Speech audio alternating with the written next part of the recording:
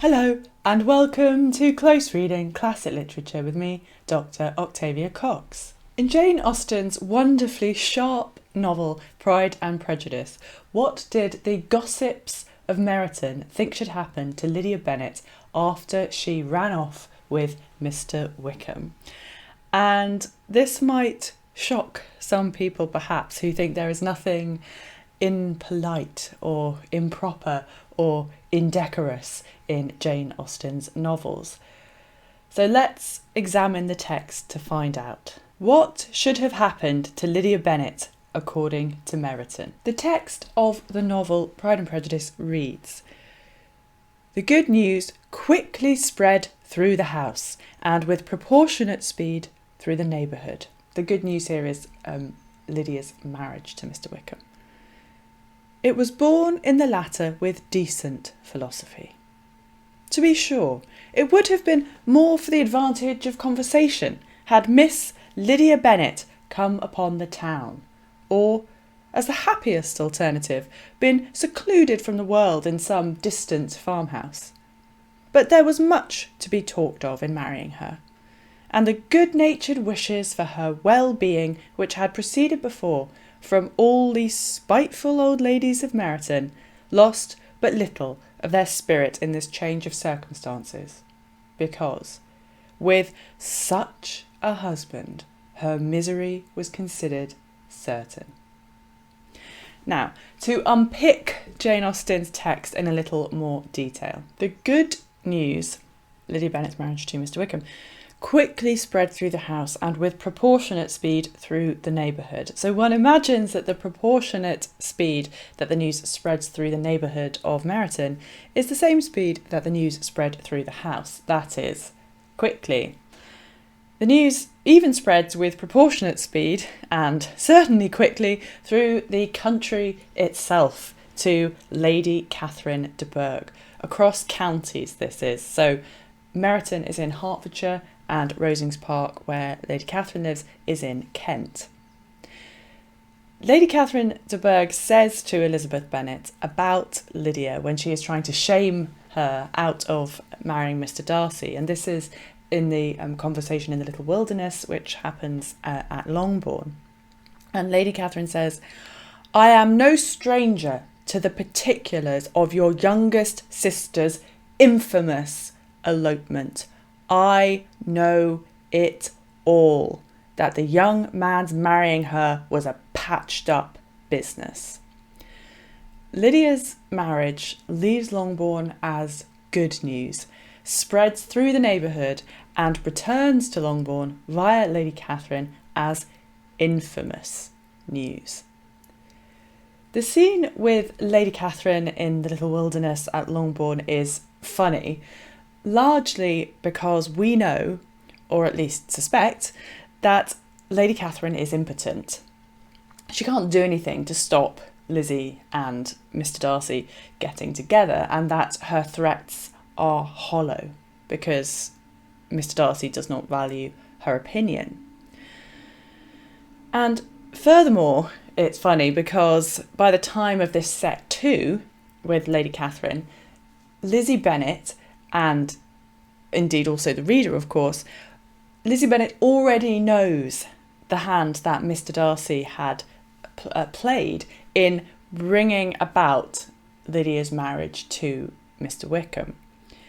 Lady Catherine, ironically, does not know it all, despite what she imagines. So yes, the scene is funny, but that doesn't mean that we as readers should dismiss Lady Catherine's words here about Lydia's infamous behaviour and the judgment of society more generally. And if we think of Lady Catherine as representing a certain kind of society and social judgment here. Samuel Johnson, in his famous Dictionary of the English Language from 1755, defined infamous as publicly branded with guilt, openly censured, of bad nature. If you are branded, then you cannot get rid of that mark. You cannot get rid of being publicly known for that thing. To be branded is to have something burnt into your skin. If you think of branded cattle, for example. So to be branded as something kind of metaphorically is to be perpetually shamed, to be perpetually guilty, publicly. So Lady Catherine uses stark diction and highly judgmental language in referring to Lydia as infamous in her behaviour. So what Lady Catherine de Bourgh's words also expose is how public such a matter was, and that people felt they had a right to comment on other people's shame or guilt. And this applies to the gossips of Meryton just as much as it applies to Lady Catherine herself. Private good news is a matter for public debate and contention. The next sentence reads, "It," the so-called good news of Lydia's marriage, "was born in the latter, in the Meryton neighbourhood, with decent philosophy." Jane Austen's choice of born here shows the contradiction inherent within the position of the gossips of Meryton. On the one hand, the marriage of Lydia Bennet, now Lydia Wickham obviously, was good news. And because it can be called good news, it provides almost a kind of legitimate, polite reason for the neighbourhood to continue to talk about it and about Lydia. So they can go about saying, "Have you heard the good news?" which gives them an entry to talk about it with each other and remain polite. On the other hand, the marriage of Lydia Wickham must be borne with. And what does borne mean here? It is the past participle of bear, to bear something. And what does that mean, to bear? Well, the Oxford English Dictionary definition of to bear, is to suffer pain, hardship or adversity without being overcome or overwhelmed, to endure or resist something without giving in, to withstand, to cope with, to put up with, tolerate, abide a person or thing, to reconcile oneself to. So this is an interesting choice of diction in this one word here by Jane Austen, and seems contradictory. It makes the whole sort of sentence seem contradictory. Why does the Meryton neighbourhood have to bear, have to suffer, have to reconcile itself to good news? I'll explain a bit more and get back to that in a minute, but first, keeping in this sentence, getting back to the idea of decent philosophy. So note the deeply satirical tone of decent philosophy. So philosophy here meaning, and this is again the Oxford English Dictionary definition, the attitude or habit of a philosopher, mental or emotional equilibrium, calmness or serenity of temperament, uncomplaining acceptance of adverse circumstances, stoicism, resignation. The narrative voice here is playfully elevating the thinking or reasoning of the local Meryton gossips. So Jane Austen uses hyperbole, we might say, here. Hyperbole is derived from the Greek for throwing too far. So hyperbole is emphasis through exaggeration or overstatement. So you might overstate or exaggerate something because you want to emphasize it very, very strongly. So you might say something like, I went to the shops and there are 1 million people there. Now, obviously, there weren't literally 1 million people at the shops, but you exaggerate, you use hyperbole because you want to say that it was very, very busy. So that's sort of one way that you might use hyperbole. But another way is you might exaggerate or overstate something because you want, in fact, ironically, to indicate the opposite. So Jane Austen's ironic hyperbole is here, I think, the deliberate overstating of something. So they're using high, elevated language that is describing the behaviour and the attitudes of the Meryton neighbourhood as philosophic, in order to expose, on the contrary, ironically, how low the thing being described actually is. And there's a further joke in describing their behaviour, the Meryton gossips, as decent, given how very indecent it actually is, and what they are thinking and reasoning, what their thinking and reasoning actually is. So what do they say? To be sure, it would have been more for the advantage of conversation had Miss Lydia Bennet come upon the town, or, as the happiest alternative, been secluded from the world in some distant farmhouse. So, what should have happened to Miss Lydia Bennet? She should have become a prostitute. And why? Because it would have been much more interesting in terms of Meryton conversation and gossip. It would have been to the advantage of conversation if Miss Lydia Bennet had come upon the town. To come upon the town was a well-established euphemism for become a prostitute in the late 18th century and into the 19th century. Become a sex worker, we might say now. We can see this, for example, in Francis Gross's A Classical Dictionary of the Vulgar Tongue, and it's such a great name. Francis Gross's Dictionary of the Vulgar Tongue. And this is from 1788, this edition, and this is a second edition, corrected and enlarged. But this text was being published well into the 19th century, so there's an edition from 1811, for example, a quite well-known edition from 1811.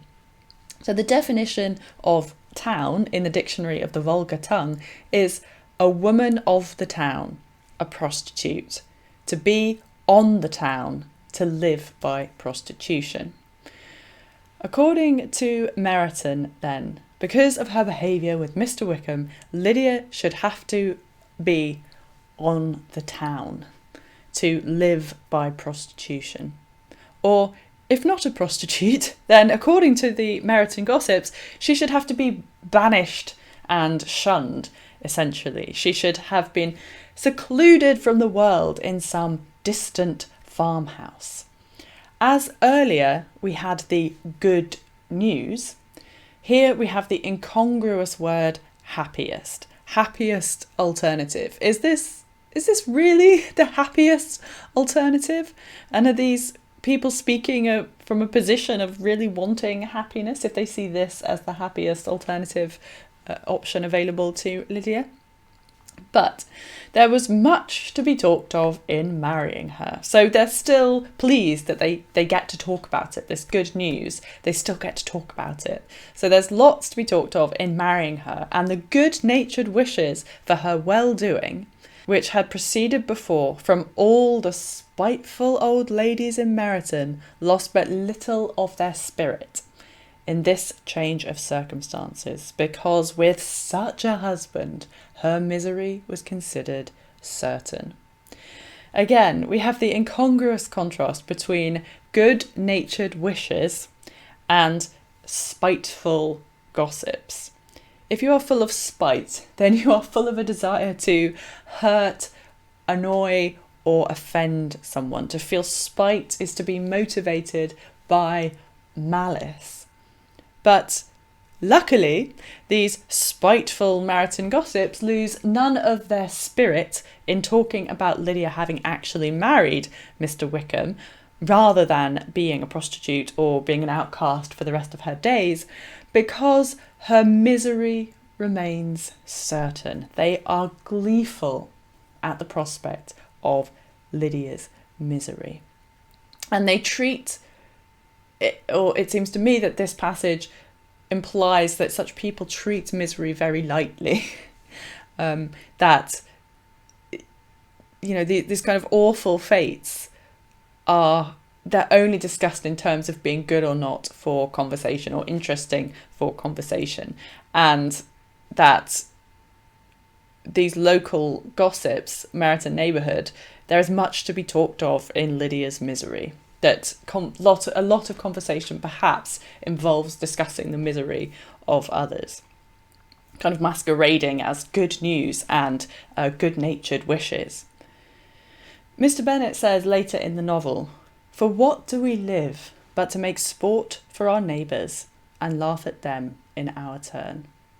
But Mr Bennet, as ever, speaks from a position of security. Jane Austen's treatment of the Meryton gossips, I think, exposes a darker streak that can run through neighbourhoods, particularly towards young women, and that can be far more damaging than just sport and laughter. There are two further points I want to make about this paragraph. First, I think this section is a fabulous example of the way that Jane Austen exposes the conflicting undercurrents, even downright hypocrisies, that are continuously operating within polite society.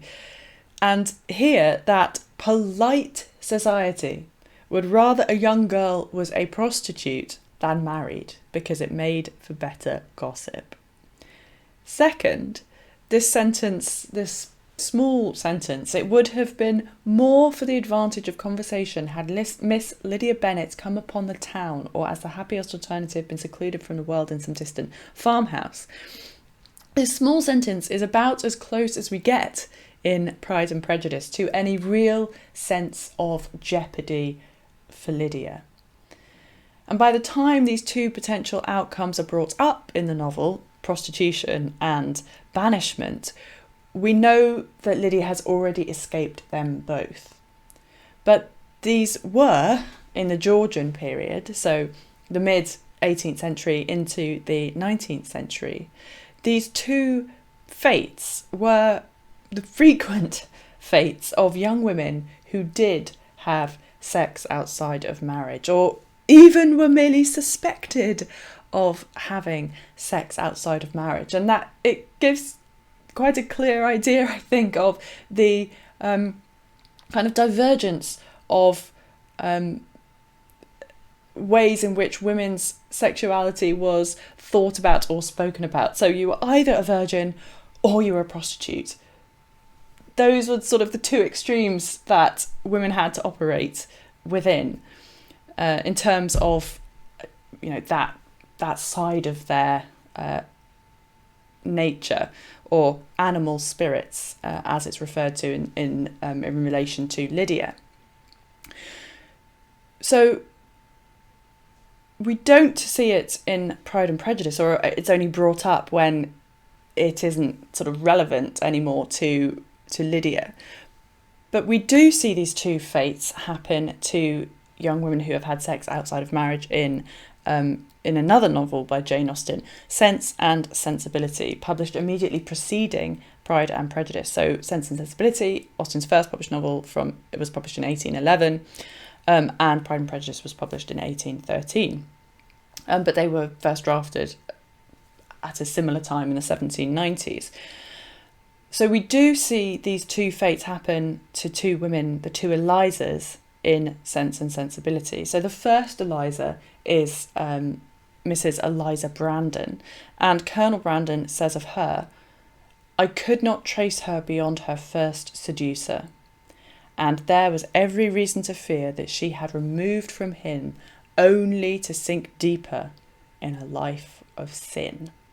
It is euphemistic, as the reference to coming upon the town is euphemistic in Pride and Prejudice, but sunk deep in a life of sin could imply prostitution, or almost certainly becoming a kept mistress. And second is the second Eliza, Eliza Williams, and she is the girl who has been seduced by Willoughby. And Colonel Brandon says of her, "I found her near her delivery. I removed her and her child into the country, and there she remains." So Eliza Williams has been, in the language of the Meryton gossips, secluded from the world in some distant place. And let us not forget Maria Bertram, or Mrs Rushworth in Mansfield Park, who, having had an affair, is shut up in another country, remote and private, away from society. And that, along with Mrs Norris, is her punishment. Pride and Prejudice is light and bright and sparkling, in Jane Austen's own phrase, and that's from a letter dated from the 4th of February 1813, and a letter to her sister Cassandra on the publication of Pride and Prejudice. So to Austen, Pride and Prejudice is light and bright and sparkling. The novel turns away from the judgmental moralising of the period, or even the light moralising in the context of the time exhibited in the fates of the Elizas and Maria Bertram. And when I say light moralising, I mean that it doesn't take up vast chapters of the novel. It's mentioned, it's there in the background, but it's not dwelt upon. So Jane Austen turns away from the sententious moralising epitomised in a character such as Mr Collins, who reflects on the disgrace, that's what he calls it, the disgrace of the whole family, and opines that Lydia's death would have been preferable to what has happened. So Mr Collins writes to Mr Bennet, "The death of your daughter would have been a blessing in comparison of this. Let me then advise you, dear sir, to throw off your unworthy child from your affection for ever, and leave her to reap the fruits of her own heinous offence." Jane Austen does not go in for such censorious moralising in her own novels and in terms of the narrative voice of Pride and Prejudice, and mocks those who do, for example, in the character of Mr Collins. The narrative voice declares in the closing chapter of Mansfield Park, "Let other pens dwell on guilt and misery.